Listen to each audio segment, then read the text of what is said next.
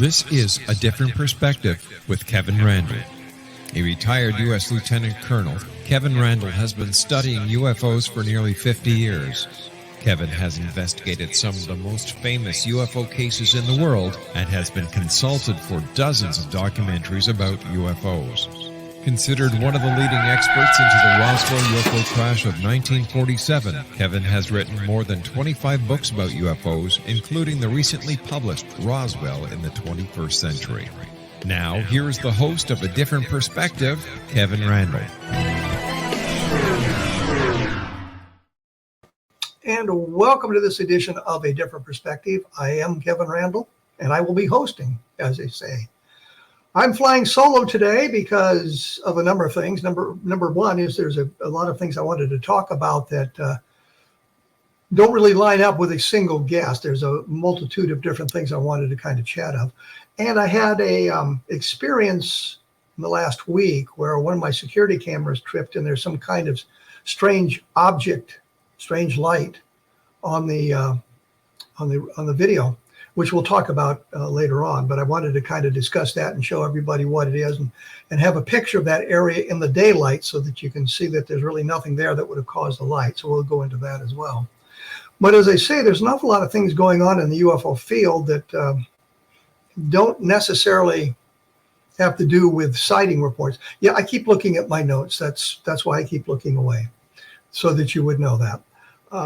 One of the things I wanted to talk about is this idea of disclosure, which has gotten a lot of play in the last couple of years. I think it started with Leslie Kean and Ralph Blumenthal's articles in the New York Times about the Navy cockpit videos and that sort of thing. And it kind of expanded from there and got a lot of attention, got a lot of media interest that was not the tongue-in-cheek, oh, you're seeing aliens type things, but legitimate interest.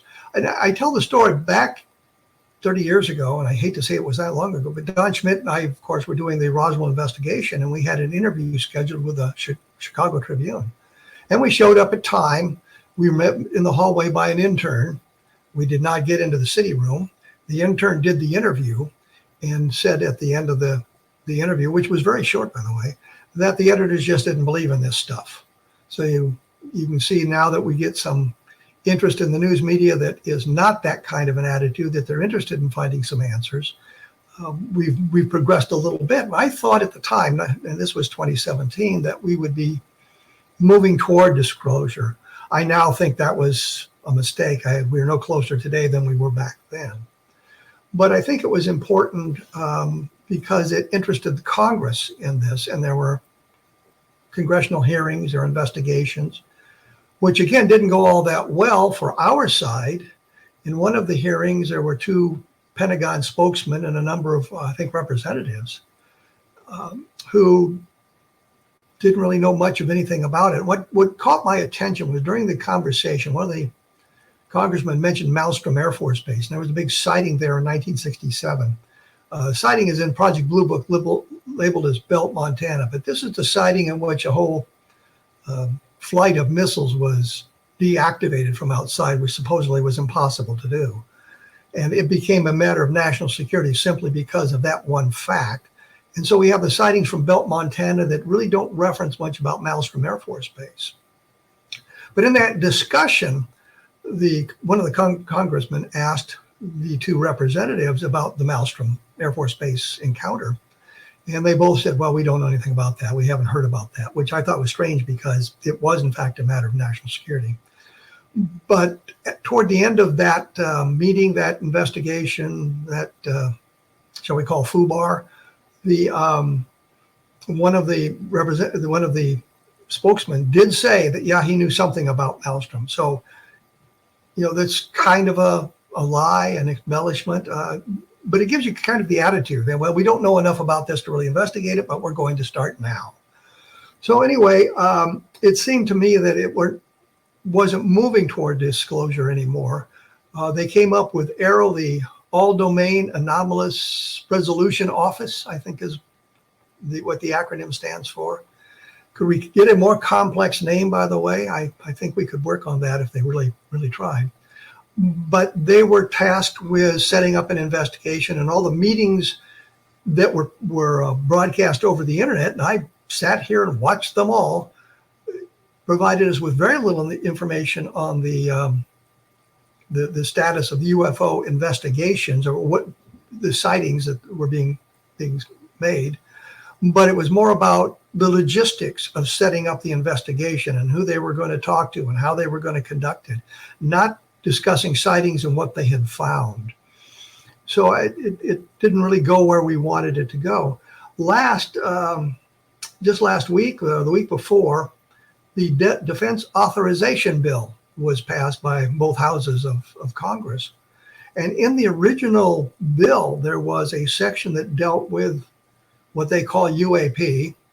I prefer to call it UFOs, or flying saucers, or alien spacecraft, or off-world craft for that matter. But in the final version, that apparently has been stripped way down so that it says very little about that.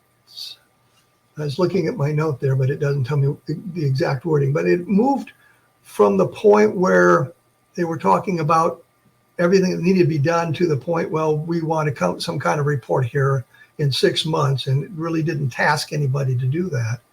At the same time, we had Sean Kirkpatrick, Dr. Sean Kirkpatrick, who was appointed as the director of APRO, or the leader of APRO, and he issued a 65-page report. That's kind of where I picked up on the off-world comment, because that caught my attention because of Blade Runner, the science fiction movie with, is it Harrison Ford in it?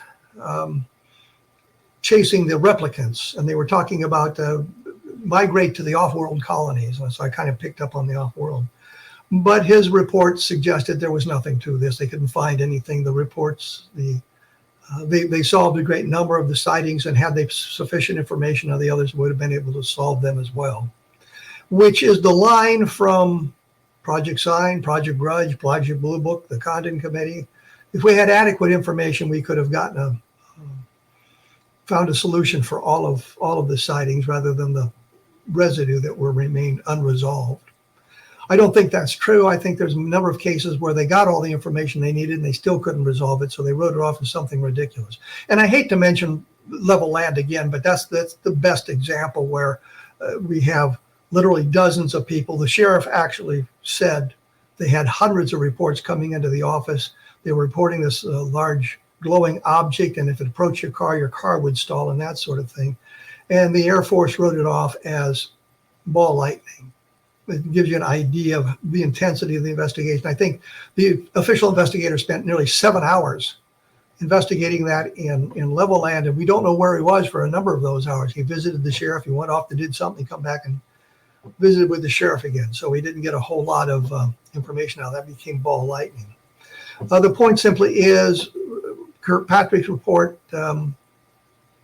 was the same that we've seen dozens of times.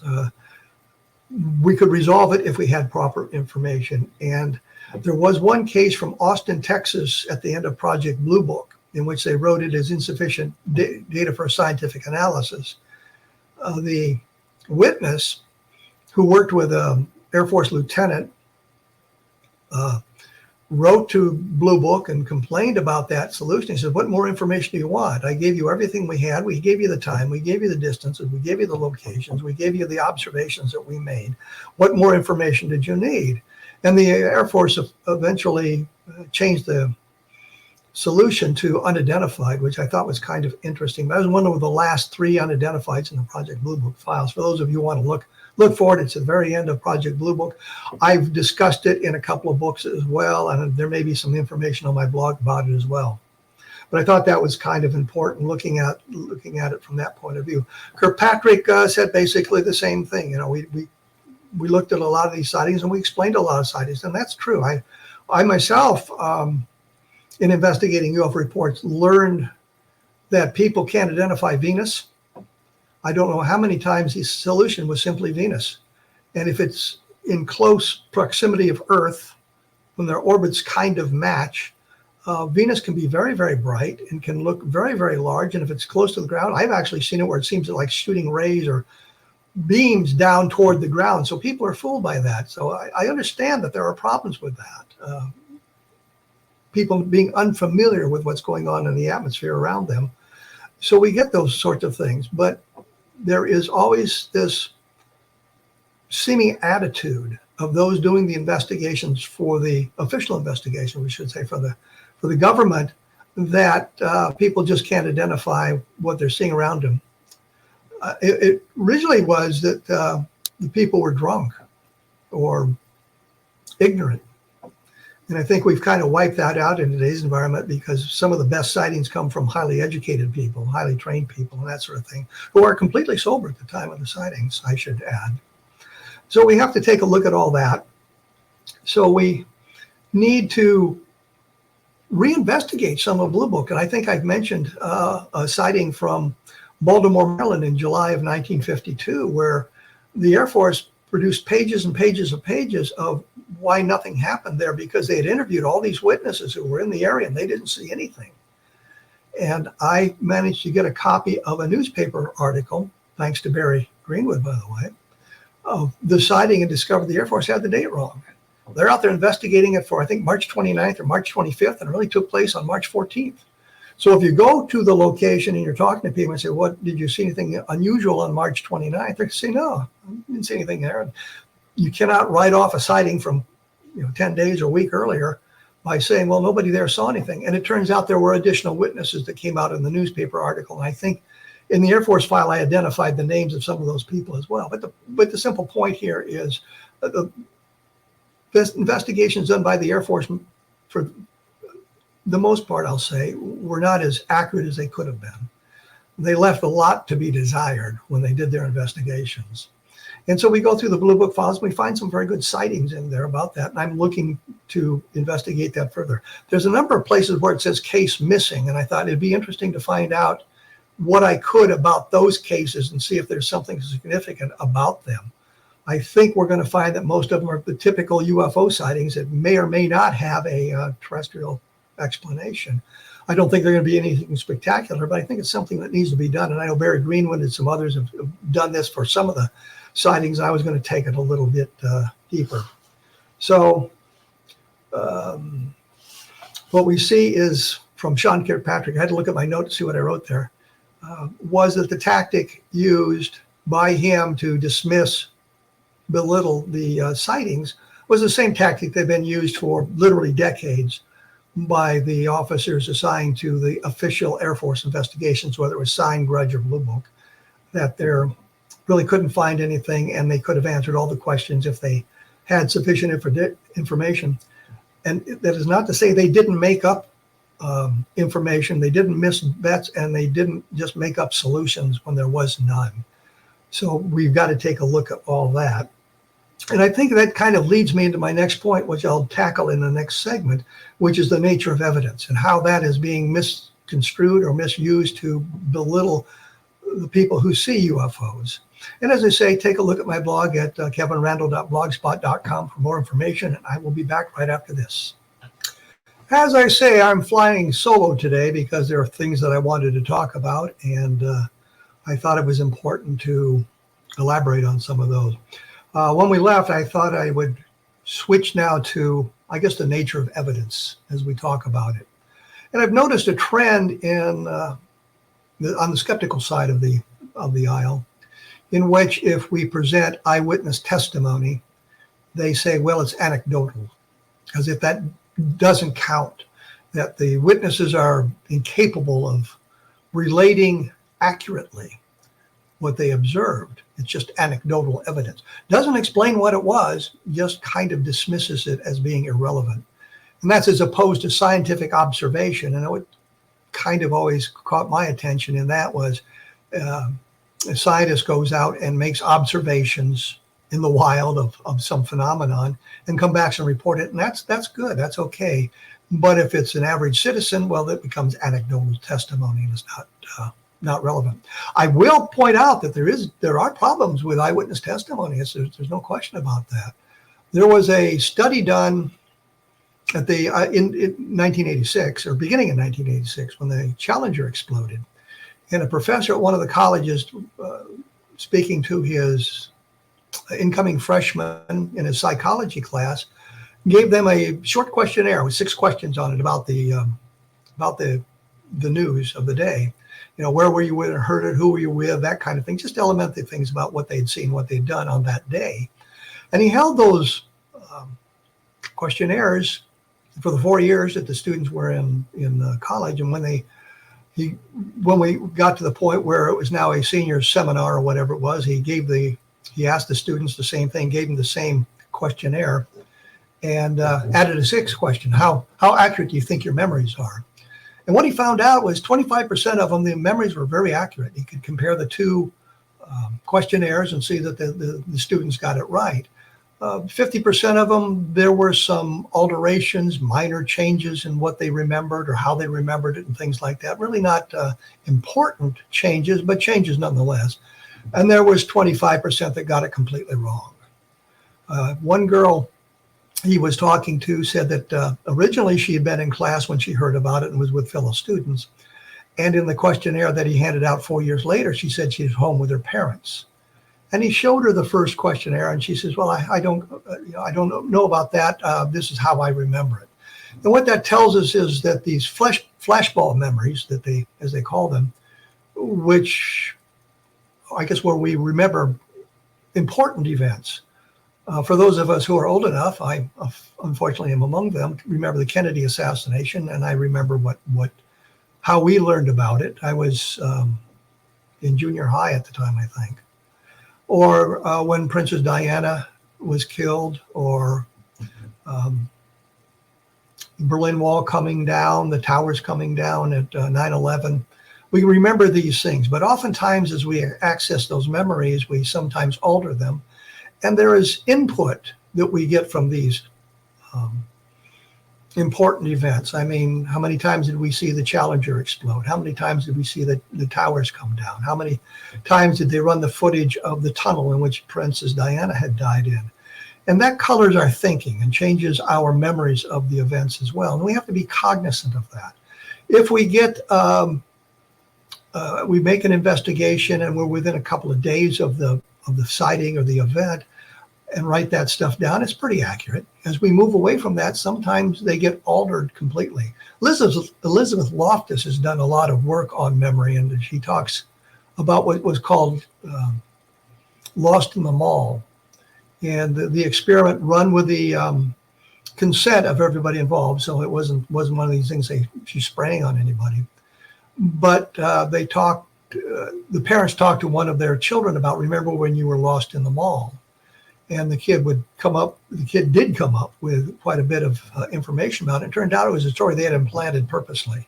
Just talking about it. Remember when you were lost in the mall? Well, the kid was never lost in the mall. So it shows how memory can be manipulated. Now we have to be cognizant of that when we do our investigation, so that everything that we encounter, I guess, can alter those memories. And the very act of accessing the memory sometimes altered. I have told the story for literally decades, again, about how as a helicopter pilot in Vietnam on Thanksgiving, I left the Thanksgiving meal on the serving tray in the serving line because the flight crews were scrambled.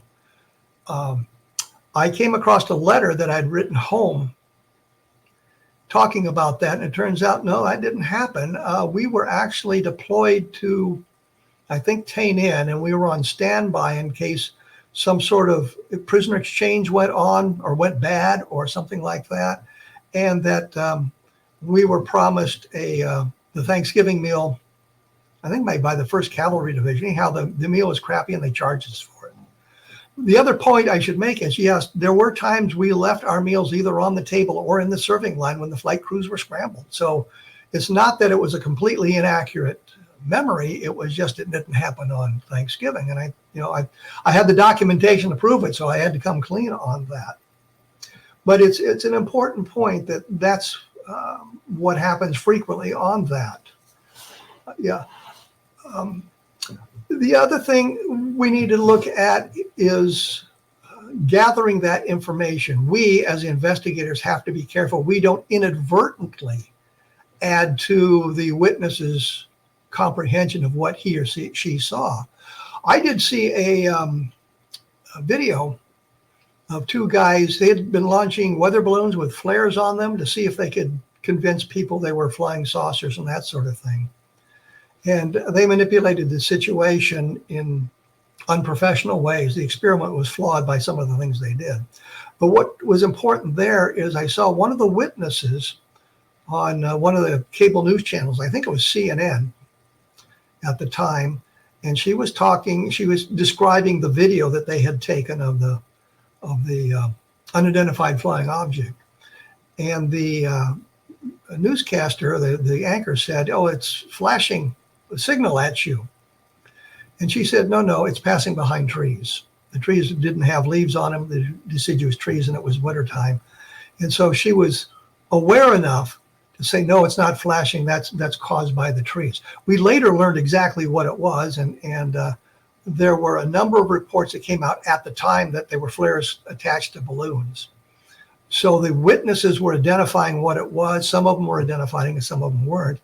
And what the news media was directing the investigation. And the one interview that really annoyed me was a reporter talking to a little girl with a lollipop. Says, "What do you think of these aliens?" Well, A, you've just contaminated your source, and B, do you think a 6-year-old child is going to be able to adequately describe an alien spacecraft or some kind of alien event based on the observations of the child? But in the child's like 6 years old. Everything is new, everything is wondrous, everything is frightening. So I just don't know what the point was talking about the girl there. But the real point was the witnesses seemed to have a good handle on what they had seen, and the news media was driving it in a direction to suggest it was something else. So we have to take all of that into account. One of the things we need to think about is if there is corroborating evidence for these sightings. It's just not the witness seeing something in the sky, but there are photographs, or there are radar tracks, or it comes close to the ground, it interacts with the environment, it leaves landing traces. So it's not just a question of the witness telling us something that he or she had seen in the sky that's anomalous, that they can't identify.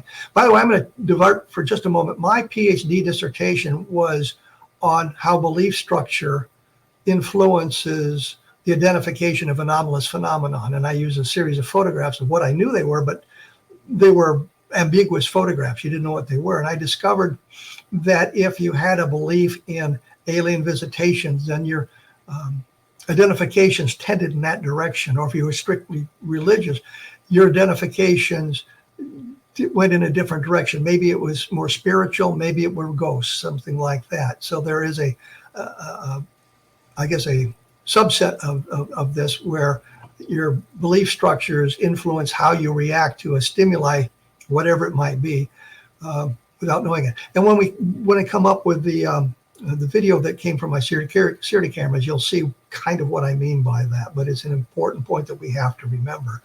But we do have a lot of sightings with photographs. We have sightings with radar. We have some that have multiple chains of evidence. And as we explore those chains of evidence, the sighting becomes better, more mysterious. Or as we examine those chains of evidence, we actually come up with the solution. When we look at this photograph, it looks anomalous. When we blow it up, when we can examine it more closely, we have a solution. I talked to a fellow in 1977, 1978 from Amana, Iowa, and he'd taken a series of photographs of a strange light crossing the sky. And we looked at that and we plotted it on a map, and we decided, well, it couldn't be a light plane because it was going too slow for that. Couldn't be some of these other things, this light plane with a landing light on. When we went out to the site, we saw that the aircraft was not flying strictly across the view, but it was at an angle which detracted from the speed. But more importantly, a number of years later, we had the opportunity, using some computer equipment and things like that, that we could blow up the picture to the point where we could see it. We actually identified the plane. We could see the light plane on it. So we had an anomalous photograph that we were able to use to explain the sighting. So it works both ways for us. If you have a photograph, it may be anomalous, it may not be explainable. but you may be able to find a solution by looking at it. Same thing with radar cases. There are cases in which what they call anomalous propagation, which is basically like inversion layer, where the light is actually refracted. So what you're seeing is not in the sky is not really where it is, it's somewhere else. And we've had a number of cases where the temperature inversion solution does work because the weather records support that. But there are many, many of those that it doesn't work that way, that we do not get the solutions. So when we're looking at the nature of evidence, we have to look at exactly what we have. Do we just have eyewitness testimony, and is it a single witness? Is it multiple witnesses from a number of different locations? And are they telling virtually the same story from those multiple locations? It's always important to go to the site if you can, so that you can see exactly what the terrain looks like, exactly what things are going on there.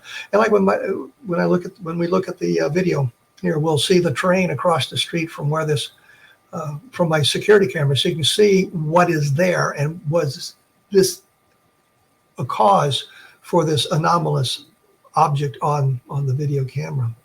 But having good chains of evidence, good investigative technique, the closer you get to the event, the better off the information is going to be.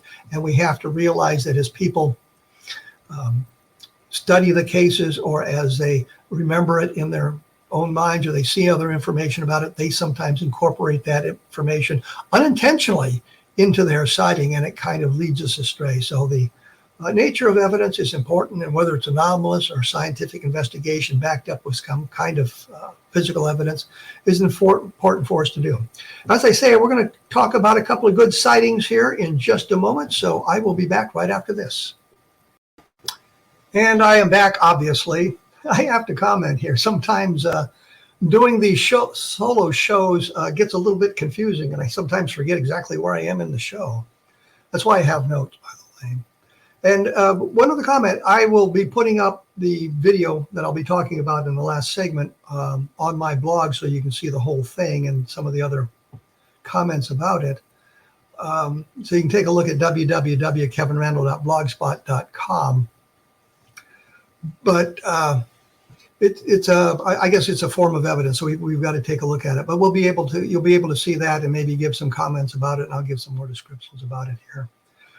What I wanted to do in this segment is talk about some of the good sightings with multiple witnesses, or with other chains of evidence.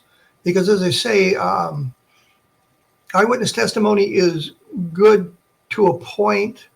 We have to remember there's many, many pitfalls that we have to avoid when dealing with that sort of thing, and we have to be careful on how we gather that evidence. It's always good to have it backed up by some kind of instrumentality. Yeah, that's a word I picked up from Forbidden Planet, another word I like. But when we look at UFO sightings, we oftentimes just have the eyewitness testimony, but oftentimes we have additional things. One of the things I was going to point out here is this sort of phenomenon has been going on for centuries, decades at least. There was a pre-Kenneth Arnold sighting, and I say pre-Kenneth Arnold that I'm kind of interested in. It took place on August 6th, 1860. And I mention it only because there were two objects. One was red and one was green, flying across the sky. And their motion was described as undulating, which is a sort of the motion that Kenneth Arnold described as saucers skipping across the pond. So I thought it was kind of interesting. Here is a case from 1860 in which we get a description similar to what Kenneth Arnold described some 80 years later.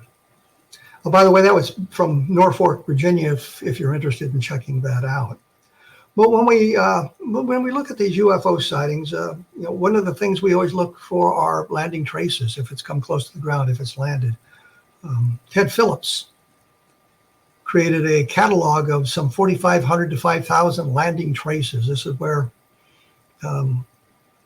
something touched down. Now, the problem with some of that information, according to Ted Phillips, is nobody saw a craft. Nobody saw anything. It was just a circular area that was found by farmers, plowing a field or something like that. I investigated several of those myself in Iowa in 1972, 73. In one case, the witness did see a cigar sheet, an egg-shaped craft with two small humanoids around it. And this was years after the Lonnie Zamora sighting, so I don't think the Lonnie Zamora sighting influences. Lonnie Zamora was the New Mexico police officer who saw the landed craft near Socorro, New Mexico in 1964, I think. That, by the way, that sighting we always thought was kind of standalone. It was just Lonnie Zamora seeing it. We've since learned, thanks to any number of different research, I think of Jerry Clark here as one of them, where they discovered other witnesses who were in the area. Ben Moss, another one of those, has done some work on that. I did a book on the Socorro sighting too, where I delved into that a little bit deeper and how there was some interesting documentation that went along with the sighting, not only the landing traces. So we have a landing, we have a witness, we have physical traces that are left behind by the object. And that becomes important because that's a separate chain of evidence. And there's a lot of things you can determine by the landing, by examining the landing traces and the soil samples. One of the problems with the Zamora case is it seemed to lift off with some kind of a chemical reaction like the rockets we use today. And you would think interstellar flight would preclude that kind of a engine because of the vast distances involved, which is not to say that a small exploratory craft couldn't work on some kind of a chemical reaction. The interesting part of that, when that soil was analyzed, they didn't really find anything that would cause the burn marks. There was no accelerants. There was no chemical residue left behind that they could identify. So you had an interesting case in Socorro with physical evidence. One of the other things is interaction with the environment. And I am, of course, did the Leveland book where the object stalled cars, caused radios to fade, or filled with static, caused headlights to fade. And this was a time in 1957, starting with the Leveland, where there were literally dozens of these kinds of sightings all around the United States. It wasn't the first time this kind of phenomena had been reported. There were reports from France and South America in 1954 of similar types of things. And also where in one case, the witness saw the object sitting on the railroad track, and as he began to approach, a beam of light shot out and he was frozen there for a while. When it took off, there were indentations in the tracks or in the ties or in the area that the French police determined would have been made by something that weighed like 30 tons. So you've got the interaction with the environment by leaving the landing traces, but also the physical reaction of the witness, which is very interesting. We have an awful lot of photographs, and the unfortunate thing is, I believe that 99% of those photographs were taken by teenage boys, and 99% of those are faked. There are cases where teenage boys did take photographs and they are not faked, and I think specifically of the Lubbock Lights. And I think I've mentioned before that I was in Lubbock, Texas on a different investigation. Yeah, it had to do with Roswell. But I just picked up the phone book on a lark and looked up Carl Hart Jr. He was the man that took the photographs. He was 19 at the time in Lubbock. And now we're in the 1990s, mid-1990s. He's in his 60s, I think, when I talked to him. And I asked him point blank, I said, what'd you photograph? He said, even today, I don't know. At this point, I think that he would have, had he faked it in some fashion, he would have come clean, because that normally is what happens. The teenage boys eventually wrap themselves out, explaining what they had seen, what they had done. But photographs are an important part, but we have so very few good ones. And they take a lot of analysis, and there's always seems to be some little glitch that casts doubt on them. And here I think of the McMinnville photographs from 1950 taken by the Trents. I can't imagine the Trent, a farmer with an unsophisticated farmer, I think would be fair to say, creating a fake UFO picture for some bizarre reason. But the problem is the object seems to be underneath some wires, some telephone wires in the distance. So he could have suspended a model from that. Had it been above the wires, we wouldn't have to worry about that. Analysis of the pictures has suggested that there is no wire there, but that's something that we had to consider. The Coyne helicopter case comes to mind, and this was another one where the interaction of the environment came place. They were flying back from I think they were taking flight physicals, and they were heading back to their base in Ohio in a Huey helicopter, the helicopter pilots. And they encountered a bright light that seemed to be coming out, a bright red light, and it finally got up and was hovering over them. They had been in contact with, I think, Mansfield Airfield in Ohio at the time, talking about it, and their radio failed. They had been talking to them. The radio failed when the object was in close proximity, and it took off. And at the same time, Captain Coyne, who was the aircraft commander, actually the pilot in charge, thought they were going to hit this object, and he put the aircraft into a dive and lowered the collective completely down there. And at the end of the sighting, they had actually gained altitude. And I've heard an awful lot of explanations for that. And I think I'm probably the only investigator who actually had the same training as a helicopter pilot that Coyne did. And the reaction in the cockpit was what I would expect. But what some of the skeptics says, well, Coyne accidentally was pulling up the collective, or the co-pilot was, without telling him. And I'm thinking, no, you don't do that. If you're going to take control, you take control of the aircraft. You say, I've got it, and you take it away if it's an emergency situation. So it's an important case because of that. There was some what we call electromagnetic effects involved with it as well, which is another way of another chain of evidence that we could examine on that. And of course, we can always take a look at the abduction phenomena, which does sometimes involve multiple witnesses and does sometimes involve other evidence. And I believe sincerely that the majority of abduction cases are the result of common psychological phenomenon, one of those being sleep paralysis. And this is a thing where you wake up, or on going to sleep or on waking up, you suddenly have a feeling of paralysis. You cannot move. And it's accompanied about 80% of the times of the perception of some kind of entity in the room with you. I mean, it's the exact description of these bedroom invasions that we talk about in the alien abduction phenomenon. And I'm convinced that some of those cases are relevant to that. I mean, they're not alien abduction, they're sleep paralysis. And I think about 50% of the population has experienced at some point an episode of sleep paralysis. So it's not an uncommon phenomenon. But with the Hicks and Parker case from 1973, there were multiple witnesses. They were taken, and I say Hicks and Parker were taken to Keesler Air Force Base the day after the sighting. This is 1973. The Air Force is not investigating UFOs anymore. They were taken there to see if there was any kind of radio activity involved. I'm not sure exactly how they were going to do that unless they had their clothes and everything. But anyway, they were taken to Keesler Air Force Base. And the officers there, including the intelligence officer, senior intelligence officer, conducted an investigation. And in that investigation, it came out that there were other witnesses who saw the event. In one case, there were 4 people in a car on the bridge that Phil Class said, well, you couldn't see the phenomenon from. They saw it. And there was somebody across the river, I think it was, who saw it. And they were talking the next day about it. Other witnesses have been found since then that were in the area and reported this. I look askance at some of that because I'm familiar with people inserting themselves into important events when they weren't really there. I don't believe many of these people were doing that, but there is that possibility, and we have to look at that. The important one with the 4 witnesses the Air Force identified in a document dated the day after the Hicks and Parker abduction that suggests something more was going on, something some event took place that didn't involve these 2 guys trying to hoax it. It was some sort of an event. And we have the additional information of other witnesses talking about that.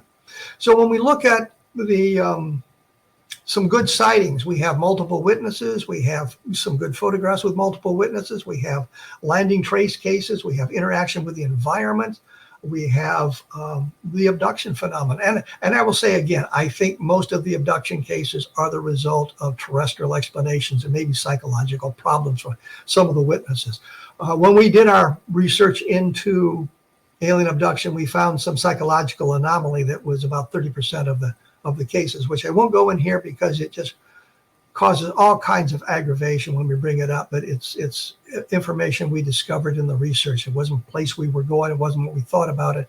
For those of you interested in that, it's outlined in a book that Russ Estes, Bill Cohn, and I did called The Abduction Enigma. And I really didn't want to plug that book, but to understand what I'm talking about, you need to see that.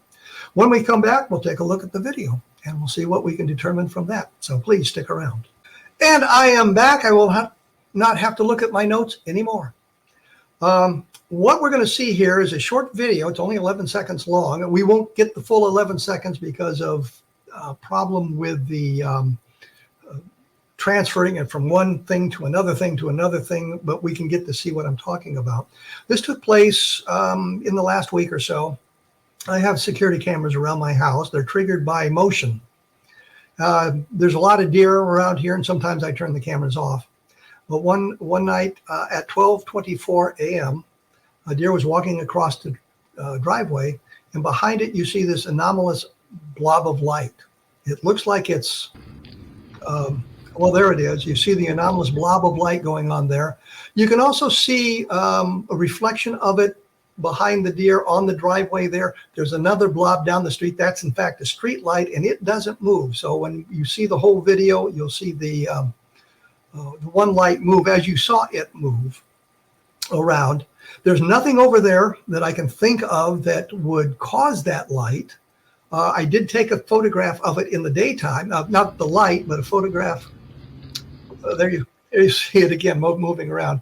I did take a picture of that area in the daylight so you could see that there's nothing there that would have caused that light. I have been back upstairs looking out the window to see if something appears again at the same time or various times. I've never seen anything like that. Nothing else has ever shown up on any of the other video cameras. That's across the street view. You can see it's a forested area. It drops off back. The back drops off in a steep hill down there. There's no swamp or anything like that. You can see that the object was in fact in front of the trees. They're no more than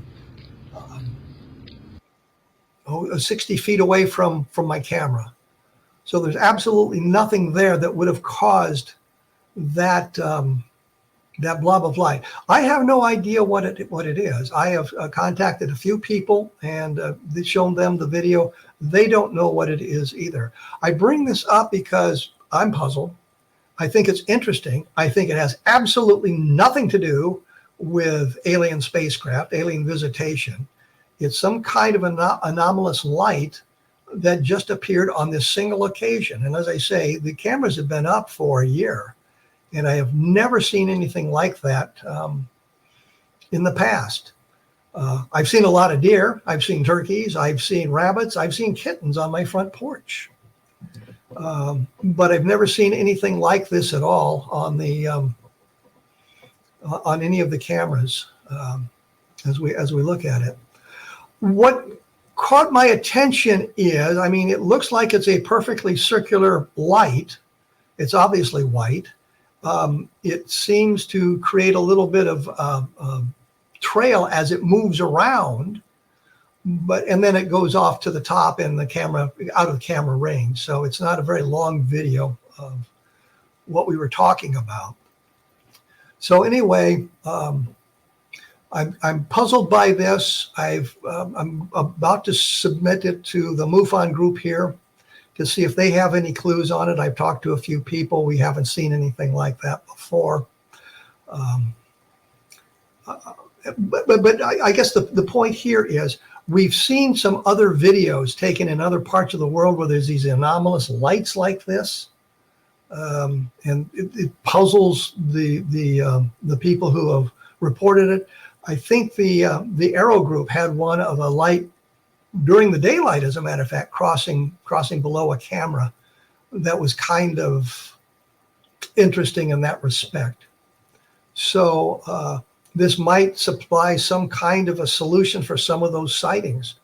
The other thing is, I've always hoped to get something really exciting on this, but the cameras are motion activated. So the deer triggered the camera. when it started walking across the driveway. I always wanted one of those where you get the meteor fall or something exciting like that on the camera, but meteors aren't going to trigger my cameras. It has to be something. It has to be within 20, 25 feet of the camera to trigger it. It won't even pick up cars going up and down the street. And we set it that way specifically because we didn't want to pick up cars going up and down the street because the alarm would be going off all the time. It kind of defeats the purpose of the security cameras. So we set it up so that you had to be in a certain area to trigger the camera, and the deer do that. And then there's like 6 cameras around my house to do that. Nothing has shown up on any of the other cameras. Nothing shows up when I've looked out for that stuff. I've been outside a number of occasions when we've had some kind of astronomical phenomenon that's going on, looking at comets or meteor showers and things like that, and have never seen anything like this. There is a street light up the street from where this took place, but the color isn't really white. It's more of a orangey color. The one down the street is more white than the one up the street. So it's not a reflection. There was no car. As you can see, there's no car in the video. It's 11 seconds long, and I'll put the whole thing up on my blog plus the picture for those of you who are interested in kind of studying it. As I say, the one thing that's interesting is there's a reflection on the driveway of the light suggesting it's behind the deer, but it's in front of the trees. I think it's no more than, 18 inches in diameter, maybe 2 feet in diameter. So we can't expand it into some kind of spacecraft unless they're really, really small. And then I think, as I say that, I think of the scene from Earth versus the Flying Saucers, where the little ball of light is in the factory and the Army major shoots it down and it falls down. I didn't have time to get my pistol out and run out to shoot at it, which I wouldn't have done anyway, but I don't know what it is. But it's one of those things that I think complicates the entire UFO phenomenon, because here's something that's anomalous, and I know where it was. I've got evidence of its passing. If the trees weren't there, we could postulate it was much further away. The reflection kind of gives it away, suggesting it's something much closer, something small. Can't be an insect because it's the insect would show up on the camera. And I had some wonderful footage of wasps and bees around the cameras. I saved a couple of those because they were kind of fascinating. But the insect has to get very close to the camera for it to be triggered because it's so small. I have no idea what it is.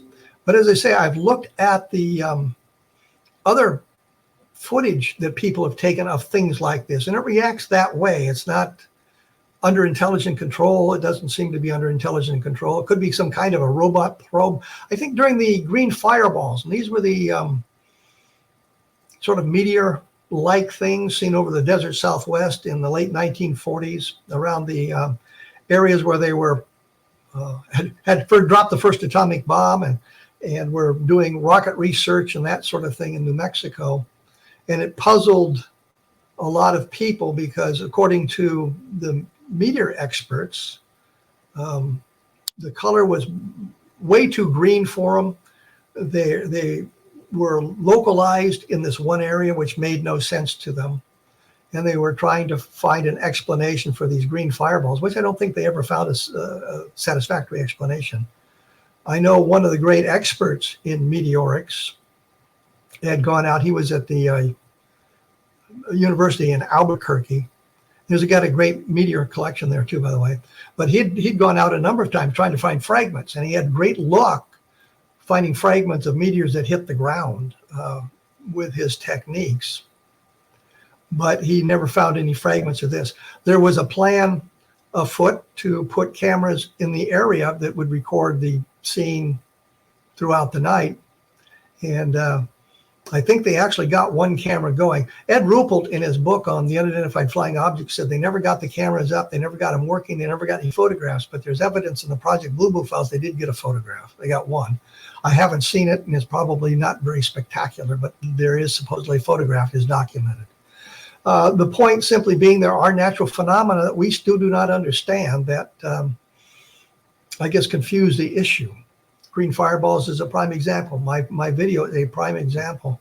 I don't know exactly what we would do to enhance it. We've tried to do what we could. I've blown it up as large as I can, and I see nothing back there that would have caused this light.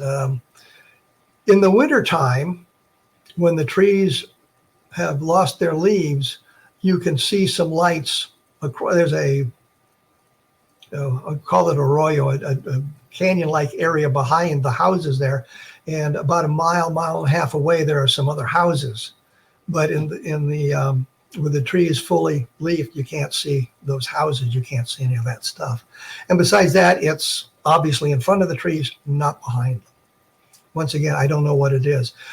And we have a lot of these kind of videos that are taken. I know that skeptics say, well, if we've got alien spacecraft and everybody's got a camera in their phone, why don't we have better photographs?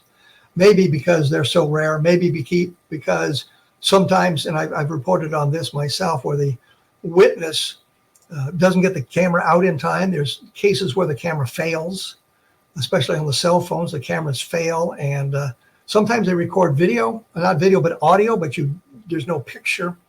In one case, the guy said the UFO was too high. He didn't think it'd show up on the video, so he didn't even bother with it. And sometimes they're very short-lived. This, I got 11 seconds. And I don't know how long it had been there before the deer triggered the camera. It was there when the camera came on, and then it floated up and out of the screen. And I have to point out, it floated up and out of the screen. It didn't react like I would think a reflection would. And I don't know what it would have been reflecting from. I've seen nothing like that, as I said before. So anyway, that kind of is my exciting UFO sighting. It is a UFO. It's unidentified. Well, it's a UAP sighting, an identified anomalous phenomenon. UFO connotates to most people that it's some kind of spacecraft. I think that, it connotates that there is a object there, and there's no, as far as I know, there's no object. It's just a light. So it becomes an unidentified aerial anomalous phenomenon, I guess, is what it is. If you enjoy these monologues, these discussions of things, let me know at the blog. I will put this videotape up on the blog so you can see the full 11 seconds plus the photograph from across the street. And I'll put up some of the information that I've discussed here. If anybody's got any theories about what it is, let me know. I certainly don't have a clue as to what it is. And as on the blog, there's also other information that dealt with some of the cases I've talked about today. Level Land has got information on the blog. I did a book cleverly called Level Land. I did a book on Socorro sightings and Lonnie Zamora. I've done a book called 1973, which deals extensively with the Hickson Parker abduction. And I will admit that I have talked to both Hickson and Parker. I found Parker to be a very genuine person and, frankly, not sophisticated enough to invent this tale of alien abduction that he's come up with. He passed away just a few months ago, unfortunately. But there's an awful lot of information and recordings of what he had said prior to his passing. And if you have ideas or people you'd like to see, let me know. And I'll try to get them on. I think there's more coming up on the Ramey memo. There's another guy who's done some investigating that may, in fact, duplicate the work that David Rudiak talked about just last week, and the things that he has done on his work on the Ramey memo. This guy kind of corroborates some of that information independently of David Rudiak. I don't think David Rudiak even knows who it is.